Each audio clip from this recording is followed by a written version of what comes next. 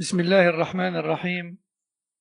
إن الحمد لله نحمده ونستعينه ونستغفره ونعوذ بالله من شرور أنفسنا ومن سيئات أعمالنا، من يهده الله فلا مضل له ومن يضلل فلا هادي له، وأشهد أن لا إله إلا الله وحده لا شريك له، وأشهد أن محمدا عبده ورسوله صلى الله وسلم وبارك عليه وعلى آله وصحبه أجمعين.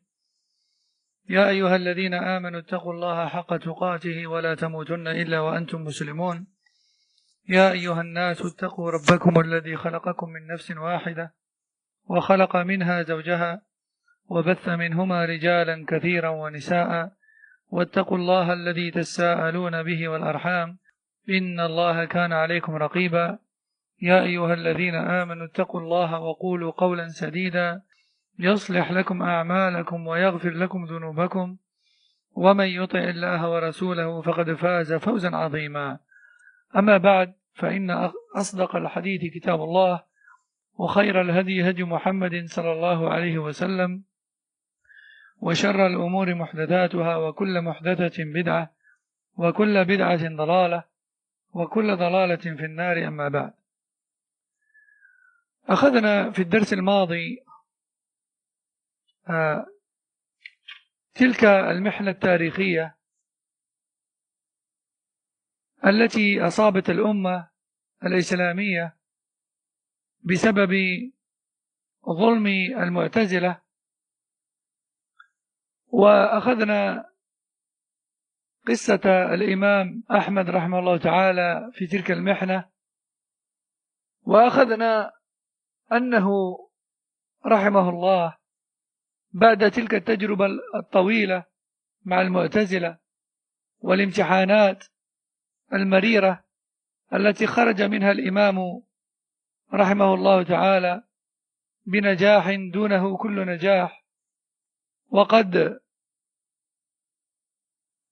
خبرهم وما ينطوون عليه، وإن ظاهروا فيما يبدو للناس أحيانا بالانتصار للسنة كما هو شأن الأشاعرة الكلابيين. وكنا قد ذكرنا بعض عقائد الأشاعرة الكلابيين في الأسبوع الماضي، وذكرنا أنهم يوافقون أهل السنة والجماعة في بعض الأمور ويخالفونهم في أخرى، وذلك يجعلهم من أهل البدع طبعا، لأن السني إنما هو من وافق أهل السنة من السلف الصالحين في جميع أصولهم وعقائدهم، وأما من خالف أصلا من أصولهم فأكثر، فإن هذا قد وقع في البدعة المضللة ولا شك. فذكرنا أن بعد هذه المحنة نصح الإمام أحمد رحمه الله الأمة الإسلامية عموما وأهل السنة والجماعة خصوصا بنصيحة ذهبية، فقال رحمه الله: لا تجالسوا أهل الكلام وإن ذبوا عن السنة، يعني وإن تظاهروا بذلك أو حصل منهم ذلك أحيانا بالنسبة لبعض النصوص التي آمنوا بها لموافقتها لما عندهم أو لهواهم. وينطبق هذا الوصف على الأشاعرة الكلابيين كما ذكرنا تمام الانطباق. Donc la semaine dernière, on a vu ensemble cette épreuve, cette grande épreuve qui a touché la communauté musulmane au cours du 2e siècle hégirien à cause de l'Mu'tazila et de l'emprise qu'ils ont réussi à avoir sur la communauté à travers 3 califes de l'histoire, 3 califes de l'ère de l'Abbasiyya. Et on a vu que parmi les grands imams, les grands savants éprouvés à cette époque-là, par cette fitna, il y avait l'imam Ahmed, rahimahullah. Et l'imam Ahmed, rahimahullah, à travers toutes ces années-là, a sans aucun doute acquis une certaine expérience et un certain recul et une certaine visibilité concernant les gens de bid'ah de façon générale et leur comportement en public et leur comportement en privé. Et il a remarqué que les gens de bid'ah, lorsqu'ils sont en public, ils ont tendance à mettre l'accent sur certains sujets dans lesquels ils sont en accord avec Ahl Sunnah, afin d'attirer les gens. Ils peuvent même paraître parfois défendre la Sunnah, mais en réalité, ils contredisent la Sunnah. Comme, par exemple, l'Asha'ir al-Kullabiyya, comme on a vu la semaine dernière, comme on a dit la semaine dernière. On a vu quelques points ensemble de la croyance de l'Asha'ir al-Kullabiyya, et on a vu que ils étaient en accord avec les gens de la Sunna sur certaines choses, et en désaccord et en totale contradiction dans d'autres choses. Et cela fait d'eux des gens de la bid'a sans aucun doute. Pourquoi? Car comme on l'a vu dans bon nombre de cours, les gens de la Sunna considèrent une personne comme faisant partie des gens de la Sunna lorsqu'elle prend pour conviction et croyance et voie religieuse tout, je dis bien, tous les fondements et les principes des gens de la Sunna et du groupe. Et que dès lors où la personne en rejette un seul parmi ces fondements-là, voire plus, elle sort de la Sunna vers la bid'a. Telle est la règle de base. Telle est la règle de base, telle que reçue de la part de Salaf as-Salih, rahimahumullah. Or, on a dit que parfois, lorsqu'on écoute ou lorsqu'on lit certains gens de la bid'a, on a tendance à remarquer qu'ils parlent de tawhid, qu'ils parlent de sunnah,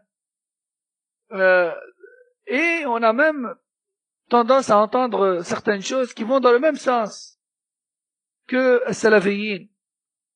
Mais cela ne suffit pas. Cela ne suffit pas. Il ne faut pas tomber dans le piège. C'est pour cela que l'imam Mohammed bin Sirin, rahimahullah, avait dit, au départ, on ne demandait pas aux prédicateurs d'où provenaient leurs enseignements. Mais dès lors où la fitna a fait son apparition dans la communauté, nous nous sommes mis à réclamer les sources. Aïwa. Et il a aussi dit, rahimahullah, إن هذا العلم دين فانظروا عمن تأخذون دينكم. Cette science religieuse est une religion. C'est pas des mathématiques, c'est pas de la physique, c'est pas du linguistique, c'est pas de la chimie, hein? C'est la religion d'Allah, tabaraka wa ta'ala, le créateur des cieux et de la terre, jalla wa ala, sur qui tu ne peux pas dire ce que tu veux. Il a dit, cette science est une religion. Prenez donc garde et voyez de qui vous puisez votre religion. Donc, à la fin de cette grande épreuve et de cette expérience acquise de la part de l'imam Ahmed, rahmatullahi alayh, il a donné un conseil en or aux musulmans de façon générale et aux gens de la sunna en particulier. Il a dit, rahimahullah, ne vous asseyez pas avec les adeptes de la philosophie et de l'opinion personnelle, et ce même s'ils laissent paraître la défense de la sunna. Et ce même s'ils laissent paraître la défense de la sunna. Fin de citation. طيب. ثم عقد المؤلف رحمه الله وهو الشيخ محمد أمان الجامي رحمة الله عليه فصلا أسماه فقه النصيحة. فقه النصيحة. فقال هذه النصيحة من الإمام أحمد رحمه الله تعالى نصيحة إمام خبير بصير نازل القوم حتى خبرهم وخبر عقيدتهم وانحرافها، وإن تظاهر بعضهم أحيانا بالانتصار للسنة والدفاع عنها والذب عن الحق، على الرغم من ذلك كله فلا ينبغي تصديقهم وإعطاء الثقة لهم حتى يحكموا بأن تلك العقيدة، يعني عقيدة أهل السنة، هي العقيدة الصحيحة، ويعلنوا التوبة علنا كما أعلن أبو الحسن الأشعري التوبة عن الكلابية، وأعلن رجوعه إلى منهج السلف الذي جدده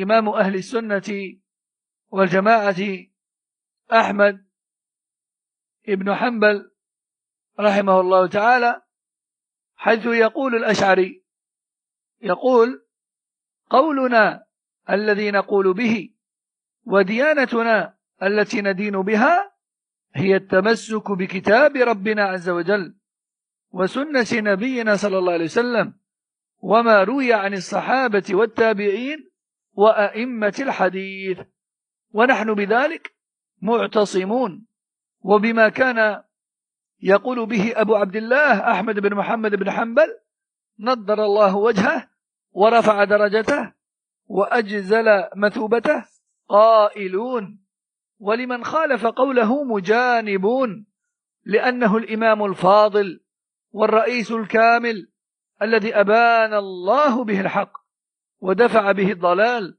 وأوضح به المناهج وقمع به المبتدعين وزيغ الزائغين وشك الشاكين، فرحمة الله عليه من إمام مقدم وجليل معظم وكبير مفخم وعلى جميع أئمة المسلمين. انتهى كلام أبي الحسن الأشعري رحمة الله عليه. Ce conseil que l'imam Ahmad rahmatullahi alayhi a donné à la communauté est un conseil d'une haute importance. C'est le conseil d'un homme qui savait parfaitement de quoi il parlait. Il savait parfaitement de quoi il parlait, car il a eu affaire à ces groupes de bid'ah et à leurs croyances et à leurs égarements. Et il a pu remarquer qu'à certains moments, ces gens-là laissent paraître la défense de la sunna et l'amour de la sunna et de la vérité, malgré leurs égarements à côté. Il ne faut donc pas les croire. Et il ne faut pas leur faire confiance, même s'ils prétendent parler au nom de la croyance des salafs, jusqu'à ce qu'ils se désavouent de la croyance pour laquelle ils sont connus, et jusqu'à ce qu'ils annoncent ouvertement et en public à tout le monde que la croyance pour laquelle ils sont connus est nulle, et que l'unique vérité est la croyance de Ahl Sunnah wal Jama'a, et jusqu'à ce qu'ils annoncent à tout le monde leur repentir, comme ce fut le cas de Abu al-Hasan al-Ash'ari lorsqu'il s'est repenti de la mouvance de l'Kullabiyya. Il a annoncé ouvertement son retour à la voie des salafs, qui a été revivifié à l'époque, comme on a dit, comme on a vu dans l'événement historique, qui a été revivifié et remis à l'ordre du jour par l'imam Ahmad, rahimahullah.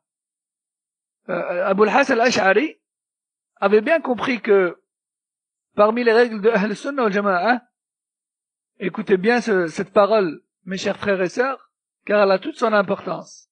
Je répète, car elle a toute son importance.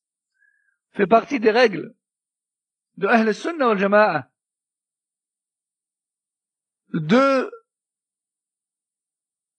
fait partie des conditions du repentir de la bid'a et de l'égarement chez Ahl Sunnah wal Jama'a que d'annoncer ouvertement son repentir et de se désavouer ouvertement de l'ancienne voie. Hein? Et non pas de dire à 2-3 personnes, moi je reviens à Manhaj Ahl Sunnah wal Jama'a, hein, et tous les gens qui t'entendaient proclamer haut et fort la da'wa des gens de bid'a et l'invitation aux gens de bid'a et le fait de prôner la bid'a, et eux tu leur dis rien. Eux tu leur dis rien, comme pour conserver cette image qu'ils ont de toi. Non, chez Ahl Sunnah wal Jama'a, quand une personne se repent d'une mouvance égarée prônée vers Ahl Sunnah wal Jama'a, il faut qu'il l'annonce. Il faut qu'il l'annonce aux personnes qui avaient l'habitude de l'entendre et de le voir dans l'ancienne mouvance, si vraiment cette personne s'est repentie. Donc regardez Abul Hasan al-Ash'ari, rahimahullah, lorsqu'il s'est repenti de la mouvance de l'Asha'ir al-Kullabiyya vers Ahl Sunnah wal Jama'a, il a dit, rahimahullah, nos paroles désormais et notre religion, c'est le livre d'Allah et la sunna du messager d'Allah sallallahu alayhi wa sallam, ainsi que tout ce qui est rapporté des compagnons et des tabi'in et des imams du hadith. Nous sommes désormais attachés à cela, ainsi qu'à la voie qui était prêchée et prônée par l'imam Ahmad ibn Hanbal. Qu'Allah illumine son visage et l'élève en degré et le récompense du mieux. Et quiconque contredit cela, alors nous le contredisons et nous nous écartons de lui, car la voie vers laquelle a appelé l'imam Ahmad est l'unique vérité. L'imam Ahmad était un imam noble, il était un leader dans la vérité. Allah a remis à l'ordre du jour la vérité en tête par la cause de cet imam. Et il a humilié l'égarement et les mauvaises voies par la cause de cet imam. Et il a humilié les innovateurs et les gens qui doutent dans la religion d'Allah par la cause de cet imam. Qu'Allah lui fasse donc miséricorde, ainsi qu'au reste des imams de l'islam. Fin de citation de la parole de l'imam Abul Hasan al-Ash'ari, rahimahullah. وكما رجع أو ندم كبار أتباعه على خوضهم في علم الكلام في آخر حياتهم مثل إمام الحرمين الجويني يعني، ووالد إمام الحرمين والرازي والشهرستاني والغزالي، وموقفهم الأخير من علم الكلام معروف لدى طلاب العلم، وما انتهى إليه أمرهم من الحيرة والاضطراب والندم والبكاء، حيث بكى بعضهم بكاء الثكلى. وأما من أصر على العقيدة الأشعرية الكلابية ثم ادعى الانتصار للسنة فلا سماع لدعواه، بل هو متناقض. L'imam Abul Hasan al-Ash'ari n'est pas le seul à s'être repenti d'une façon aussi correcte et claire. D'autres grands suiveurs de celui-ci, parmi les philosophes, ont clairement avoué leur égarement à la fin de leur vie, comme Imam al-Haramain, c'est-à-dire l'imam al-Juwayni, ou encore son père, ou encore al-Razi, ou encore al-Shahristani, ou encore al-Ghazali, qui s'étaient en fin de vie, et repentis de certains points et regrettaient certaines choses. Et d'ailleurs, il est rapporté que certains d'entre eux ont pleuré à la fin de leur vie. Ils ont pleuré à cause du temps qu'ils ont perdu dans la philosophie et l'opinion personnelle, et à cause de tout ce qu'ils ont raté comme temps utilisé dans la véritable science, au point où certains d'entre eux ont pleuré telle une femme de tristesse de toute cette vie perdue dans la philosophie et l'opinion, personnel. Quant à ceux qui ont continué sur la voie de la Sharia al-Kullabiyya, eh bien, on ne doit en aucun cas prendre en considération leur défense prétendue de la sunna, car il y a dans leurs paroles des contradictions. Ils prétendent défendre sunna, mais ils contredisent les fondements de sunna. Donc, ça ne vaut rien. Ça ne vaut absolument rien. فانطلاقا من هذا المفهوم كان الإمام أحمد ينهى أصحابه عن مجالسة الحارث المحاسبي الذي يخلط بين التصوف وعلم الكلام، علما بأنه كثيرا ما يوافق أهل السنة في بعض الصفات مثل صفة العلو لله واستوائه على عرشه، كما نقل عنه الإمام شيخ الإسلام ابن تيمية رحمه الله تعالى في الفتوى الحموية. ونصيحة الإمام هذه تشير إلى الدرجة الثالثة من درجات إنكار المنكر وإزالته، ألا وهو ماذا؟ الإنكار بالقلب، الإنكار بالقلب. قال الشيخ محمد أمان: الدرجة الثالثة من درجات إنكار المنكر وإزالته تلكم الدرجات التي دل عليها قوله صلى الله عليه وسلم: من رأى منكم منكرا فليغيره بيده، فإن لم يستطع فبلسانه، فإن لم يستطع فبقلبه، وذلك أضعف الإيمان. أخرجه مسلم وأحمد من حديث أبي سعيد الخدري رضي الله عنه. وإذا راجعنا تاريخ سلفنا نجد أنهم قد قاموا أو قامت كل مجموعة منهم بما في وسعها من إنكار المنكر وإزالته. Donc, à partir de là, l'imam Ahmad rahimahullah il s'est mis à recommander à ses compagnons et à la communauté autour de lui de s'asseoir auprès de l'Harith al-Muhasibi. L'Harith al-Muhasibi était un homme qui mélangeait entre le tasawwuf et la philosophie. Et dans ses paroles, il y avait beaucoup de conformité à la sunna et aux gens de la sunna. Comme par exemple le fait qu'il reconnaissait l'élévation d'Allah au-dessus du trône et certains autres attributs. Comme cela a été donc confirmé par Cheikh al-Islam ibn Taymiyyah. Et en fait, lorsque l'imam Ahmad rahimahullah nous conseille de ne pas tendre l'oreille, ni les yeux, ni de s'asseoir, quand je dis l'oreille, c'est la parole, de ne pas écouter leurs paroles. Les yeux, c'est-à-dire, le fait de lire leurs livres, ou de s'asseoir carrément dans leurs assises. Ce conseil-là, en fait, fait référence à la plus faible, la troisième et la plus faible des manières de blâmer le blâmable, de blâmer le mal. Le prophète sallallahu alayhi wa sallam a dit: celui parmi vous qui voit un mal, qu'il l'échange donc par la main. Et ça, bien sûr, c'est propre à l'autorité, et pas n'importe qui, comme on va le voir. S'il ne peut pas, alors, à travers la parole et le conseil. Et ça, comme on va le voir, c'est propre à qui? Aux gens de science. Aux gens qui ont de la science. Et s'il ne peut pas, alors, il le rejette avec son cœur, et ceci est la plus faible des fois. Rapporté par Muslim et Ahmed.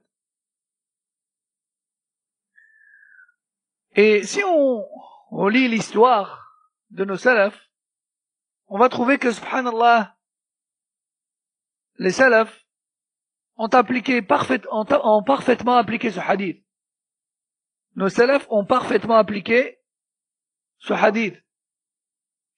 حيث نجد بعض الخلفاء والأمراء الصالحين يزيلون المنكر بأيديهم. فقد رأينا أمير المؤمنين علي بن أبي طالب رضي الله عنه يشدد الإنكار على غلاة الشيعة الذين غلوا فيه إلى درجة التأليه، إلى أن اضطر إلى إحراقهم بالنار كما تقدم. فالقصة معروفة لدى طلاب العلم. كما رأينا عبد الملك بن مروان الأموي يأمر الحجاج بتعذيب معبد الجهني لإنكاره القدر، فصلبه الحجاج بحجاجيته القوية المعروفة. ثم رأينا كيف طاردوا جعد بن درهم حتى قبضوا عليه فذبحوه في مصلى العيد على رؤوس الأشهاد كأنه كبش يضحى به لبدعته المعروفة، إذ سمع منه ما لم يسمع من أحد من قبله في الإسلام، حيث صرح أن الله عز وجل لم يتخذ إبراهيم خليلا ولم يكلم موسى تكليما، فنفذ فيه القتل أمير من أمرائهم الصالحين وهو خالد القسري رحمه الله. وأخيرا قتلوا جهم بن صفوان الذي أخذ بدعة جعد فقام بنشرها، حيث نسبت إليه البدعة فقيل الجهمية ولا يقال جعدية. هكذا كان موقف السلف في إنكار المنكر وإزالته بأيديهم رحمهم الله. فهذه هي الدرجة الأولى والشعبة الكبرى في إزالته، وهي درجة يملكها كل من له سلطة يتمكن معها من إزالة المنكر بالقوة، وتتعين في حقهم ولو لم يقوموا بها أثموا، والله المستعان. Donc, le premier degré de la condamnation du blâmable, comme on a dit dans le hadith, c'est de blâmer avec la main, de blâmer physiquement, yani, d'agir physiquement, d'intervenir physiquement. Si on lit l'histoire, on trouve que bon nombre de gouverneurs musulmans pieux de l'époque n'hésitaient pas à agir lorsque le blâmable se propageait dans la communauté. À commencer par Ali ibn Abi Talib, qu'Allah l'agrée, lorsqu'il blâmait sévèrement les extrémistes parmi les chiites, qu'il l'avait pris pour divinité au point où il les a brûlés avec le feu, comme on l'a vu dans l'histoire de Shia avant le confinement. Et l'histoire est connue. Shia, c'est quoi qui la caractérise en deux mots? La vénération de Ali ibn Abi Talib. Et la famille du prophète sallallahu alayhi wa sallam de façon générale. Ils adorent Ali ibn Abi Talib. Et Ali ibn Abi Talib les a blâmés. Et Ali ibn Abi Talib les a condamnés. Et Ali ibn Abi Talib les a même brûlés. Donc Ali ibn Abi Talib, le gouverneur des musulmans à cette époque-là, n'a pas manqué à agir et appliquer le hadith. Comme on a vu aussi que Abd al-Malik ibn Marwan al-Umawi avait ordonné al-Hajjaj ibn Yusuf de condamner Ma'bad al-Juhani, qui était celui qui avait rejeté pour la première fois le destin. Et le Hajjaj, d'ailleurs, qui est connu, rahimahullah, pour sa dureté, sa cruauté même, le Hajjaj l'a carrément fait, il l'a même comme crucifié, il l'a fait attacher, il l'a torturé, il l'a fait torturer. On a aussi vu que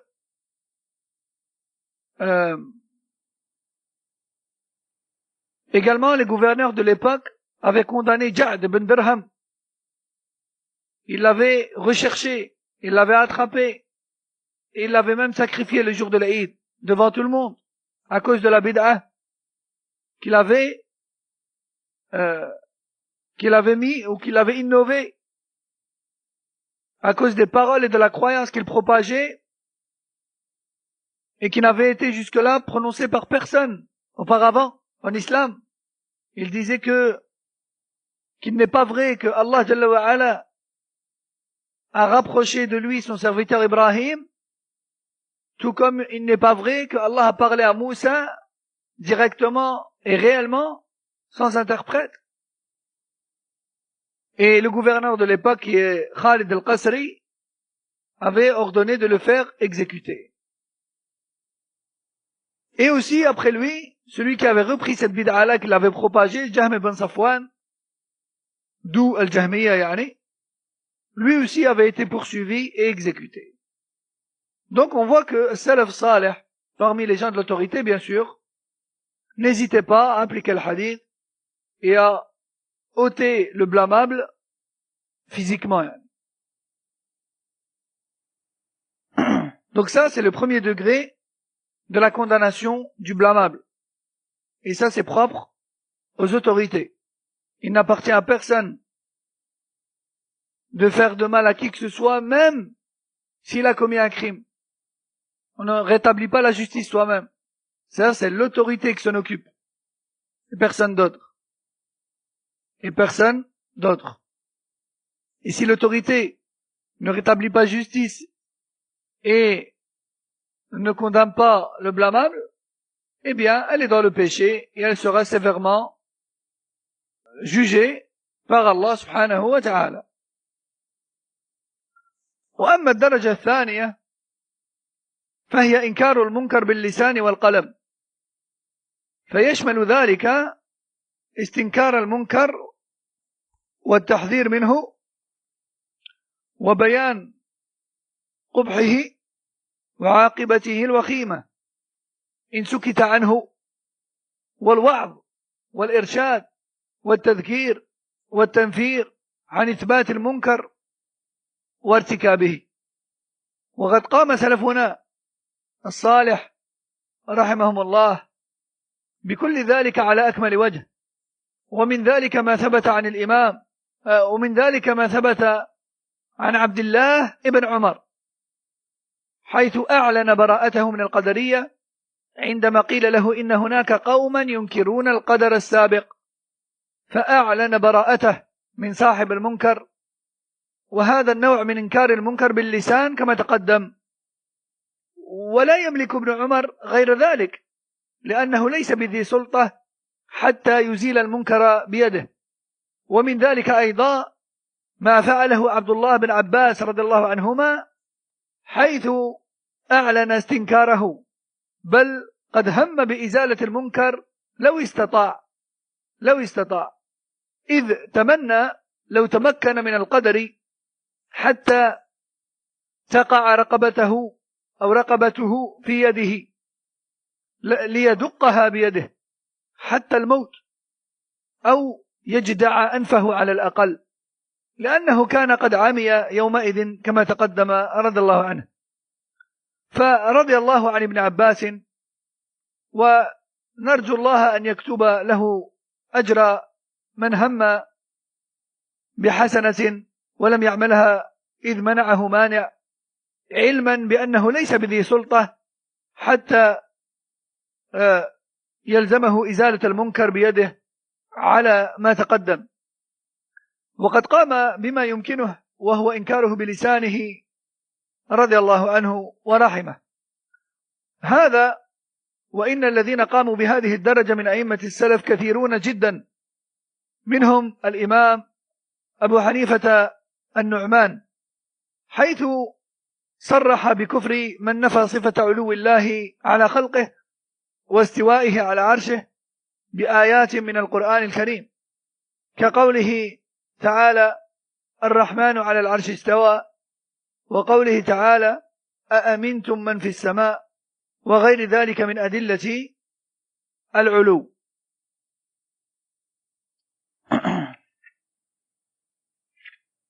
ومنهم الإمام أبو يوسف صاحب أبي حنيفة الذي أثر عنه قوله إن من اشتغل بعلم الكلام وطلب المعرفة من جهته فقد تزندق. ومنهم الإمام مالك بن أنس إمام دار الهجرة إذ يقول أو كلما جاءنا رجل أجدل من رجل تركنا لجدله ما جاء به جبريل إلى محمد صلى الله عليه وسلم.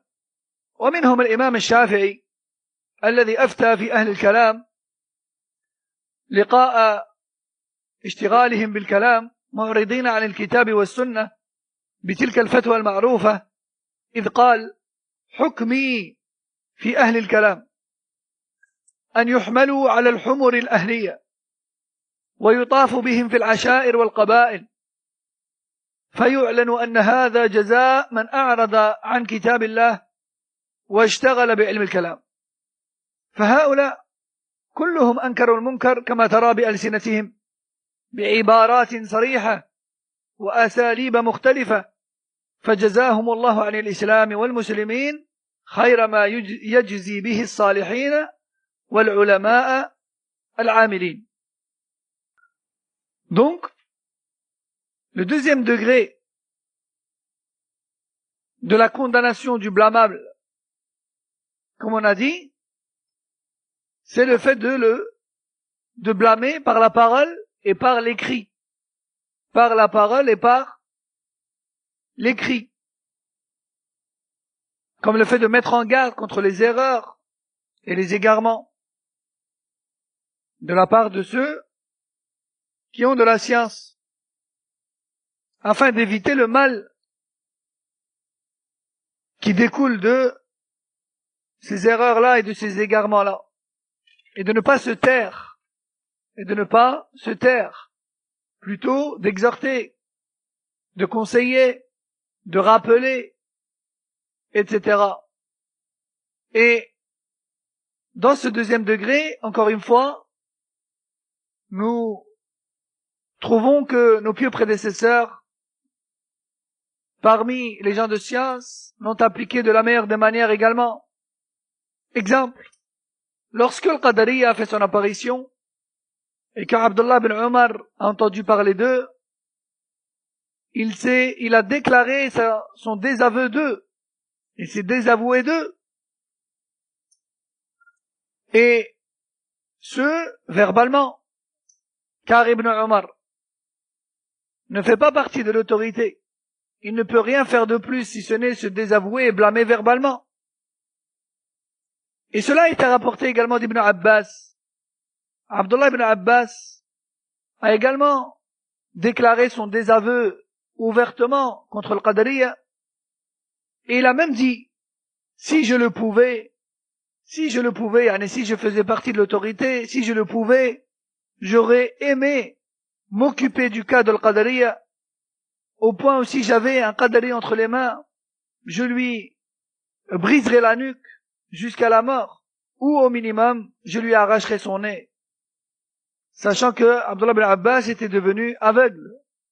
Radiallahu anhu. Bien sûr, je répète, dans le cas où il avait été parmi l'autorité, encore une fois.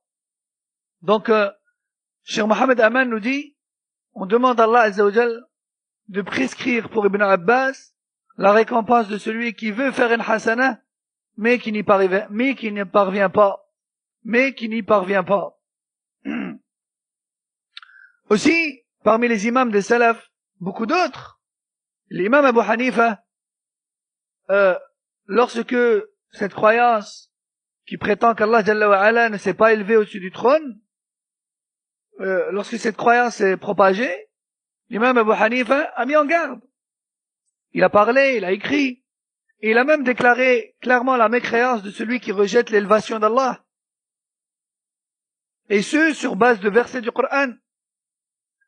Comme la parole d'Allah dans Surat Taha, verset 5, qui a pour sens, Ar-Rahman s'est élevé au-dessus du trône. Ou encore dans Surat la Royauté, verset 16, qui a pour sens, vous sentez-vous en sécurité face à celui qui se trouve au-dessus des cieux.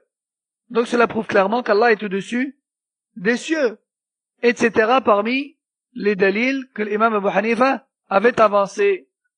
On trouve aussi son élève, Abu Yusuf, qui a dit, rahimahullah, lorsque la philosophie s'est propagée dans la communauté et l'opinion personnelle en matière de religion, il a dit, rahimahullah, celui qui se détourne du Coran et de la Sunna et qui passe son temps dans la philosophie glisse droit vers la mécréance. Il glisse droit vers la mécréance. Ou encore l'imam Malik, rahimahullah, qui ne s'est pas privé de blâmer également. Il a dit, rahimahullah, lorsqu'il a vu que les gens de bid'ah se propageaient et qu'ils aimaient débattre afin d'embrouiller l'ummah, il a dit, rahimahullah, allons-nous délaisser la révélation à chaque fois qu'un homme éloquent avec son égarement nous vient? Et à chaque fois que on va croiser une personne qui sait bien parler, on va délaisser la vérité juste pour une personne qui parle bien? Ou encore l'imam Shafi'i, rahimahullah, qui a dit sa parole célèbre, il a dit, pour moi, la sentence des philosophes et des gens qui parlent en religion sur base de leur opinion personnelle devrait être fouettée, puis portée sur des ânes avec lesquels on fait le tour des villages afin de montrer aux gens la sentence et la fin de ceux qui optent pour la philosophie et délaissent le Coran et la Sunna. Donc voyez comment tous ces imams et beaucoup d'autres encore ne se privaient pas de mettre en garde contre l'égarement et les égarés avec des paroles claires, sans aucune ambiguïté, qu'Allah Azza wa Jalla les récompense du meilleur pour l'islam et les musulmans.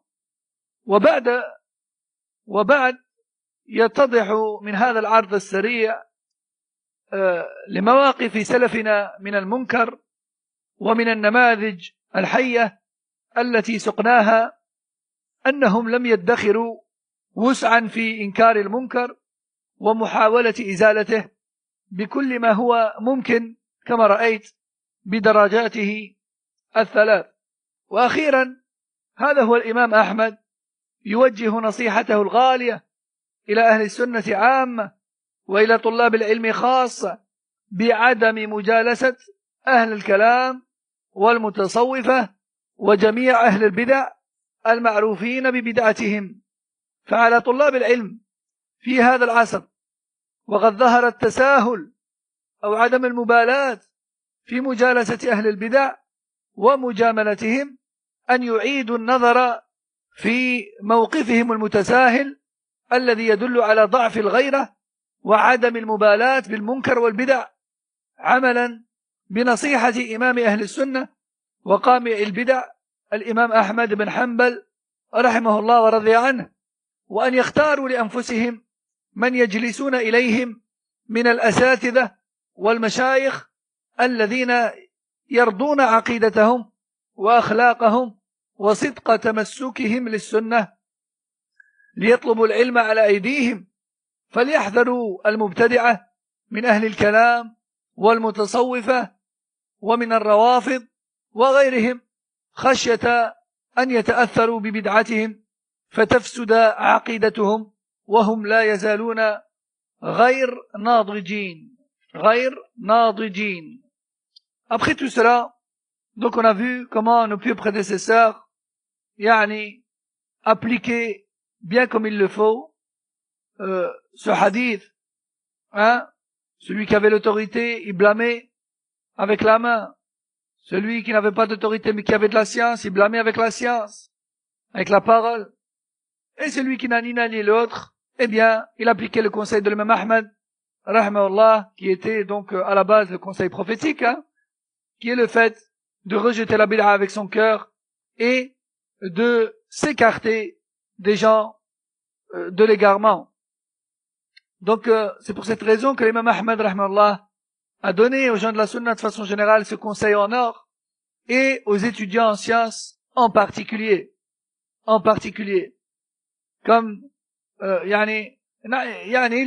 leur a recommandé de s'écarter des assises des professeurs qui ne sont pas sur la sunna. Que ce soit les philosophes, les soufis et le reste des gens de bid'ah connus. Cheikh Mohammed Aman al-Jami, rahimahullah, nous dit: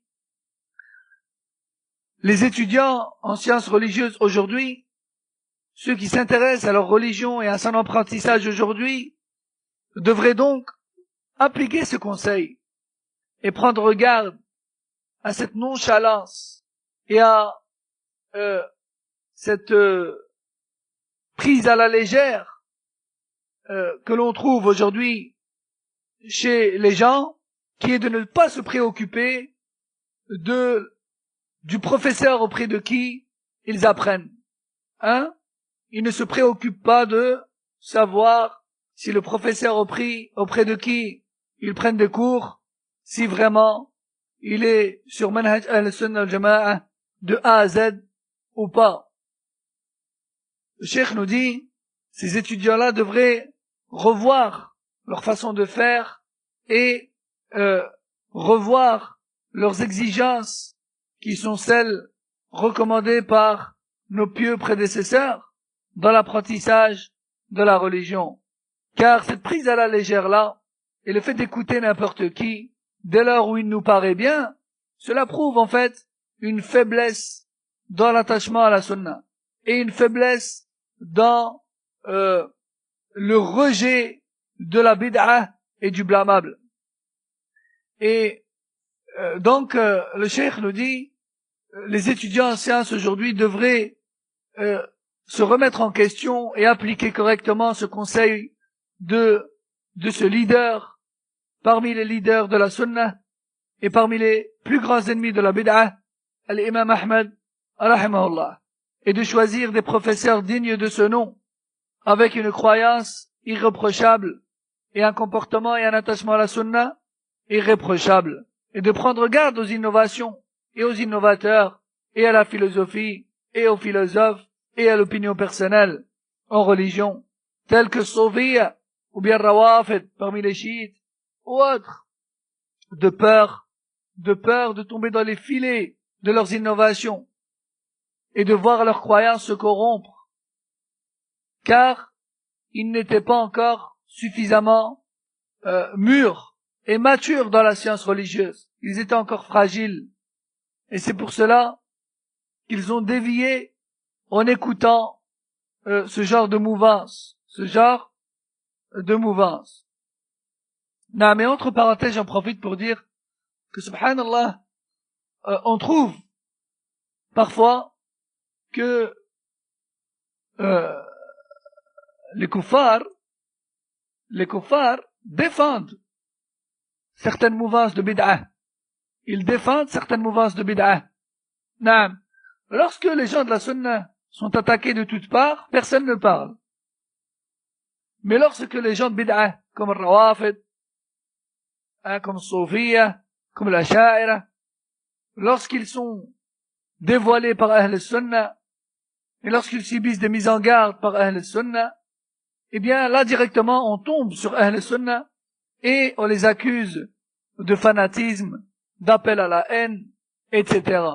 Alors que Ahl al-Sunnah wal Jama'a, justement, ils mettent en garde contre le désordre, ils mettent en garde contre les mouvances dangereuses, autant pour le cœur que pour le corps, autant pour la sécurité intérieure que publique. Fa subhanallah, yani le shaitan mobilise ses troupes parmi Ahl al-Bida', il mobilise ses troupes contre Sunnah parmi Ahl al-Bida' et parmi al-Kuffar. وقال الشيخ: ولا يختلف اثنان في أن للأستاذ تأثيرا ملموسا في تلميذه إذا لازمه مدة طويلة، وأقل ما يصاب به الطالب الذي يطلب العلم على أيدي المبتدعة أن تخرج من قلبه كراهة البدع والمعاصي والمخالفات، ويفقد واجب الحب في الله والبغض في الله، ولا يبالي جالس سنيا أو مبتدعا، وإنما الحكم عنده لما يظنه مصلحة للدعوة ويدور معه حيث دار، والله المستعان. وذلك من علامات مرض القلب الذي يؤدي إلى نوع من النفاق عياذا بالله. فهذا بإيجاز ما يستفاد من هذه النصيحة الغالية من إمام عظيم مجرب رحمه الله تعالى. Et personne ne diverge sur le fait que l'étudiant est imprégné par son professeur, peu importe le domaine d'enseignement et peu importe les types de personnes. En général, l'étudiant s'imprègne de son professeur car il le prend pour exemple.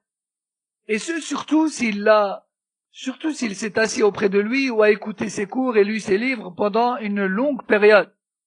Au minimum, il va malheureusement ne plus détester les bid'ah, ne plus détester les péchés dans lesquels son professeur se trouve, ne plus détester les contradictions à la vérité dans lesquelles son professeur se trouve. Et il va perdre cette caractéristique du croyant qui est de n'aimer que ce qu'Allah aime et de détester ce qu'Allah déteste, d'aimer pour Allah et de détester pour Allah. Et il n'aura plus donc ce souci de se demander est-ce que je suis assis auprès d'un sunni ou d'un innovateur? Est-ce que je suis assis auprès d'une personne qui enseigne la religion de Mohammed sallallahu alayhi wa sallam telle qu'elle était le premier jour ou non? Est-ce que je suis assis avec une personne qui m'appelle au paradis ou est-ce que je suis assis avec une personne qui m'appelle vers une voie à travers laquelle je risque de mériter l'enfer? Et parfois, même ces étudiants-là qui écoutent des prêcheurs ambigus ou des chouyours ambigus, ils finissent par se faire avoir par Shaitan et dire moi de toute manière c'est pour le bien de la da'wah, moi de toute manière je ne vois que du bien, moi de toute manière c'est peut-être pour conseiller le professeur, mais c'est pas toi qui va le conseiller, c'est lui qui est en train de te conseiller. Depuis des années t'es assis auprès de lui, tu l'écoutes, tu lis ses livres, tu répètes les mêmes paroles que lui et tu prétends que tu vas le conseiller. C'est pas toi qui va le conseiller, c'est lui qui t'a déjà endoctriné. Et qu'Allah Azza wa Jal nous préserve de ce genre d'épreuves. Donc voici, de façon résumée, ce que l'on pouvait tirer du conseil de l'imam Ahmed, rahmatullahi alayh. Et on va s'arrêter ici pour aujourd'hui, Inch'Allah. N'oubliez pas que à partir de lundi, donc le prochain cours, à partir de lundi, Inch'Allah, les cours seront décalés au Asr, bi'idhnillah. Donc les cours ne se feront plus au Maghreb, mais plutôt au Asr. Car j'ai remarqué qu'il y avait moins de personnes connectées et donc cela veut dire peut-être que c'est devenu trop tard pour certains de nos frères et sœurs. فهذا والله أعلم وصلى الله وسلم على نبينا محمد وعلى آله وصحبه سبحانك اللهم وبحمدك أشهد أن لا إله إلا أنت أستغفرك وأتوب إليك والسلام عليكم ورحمة الله وبركاته.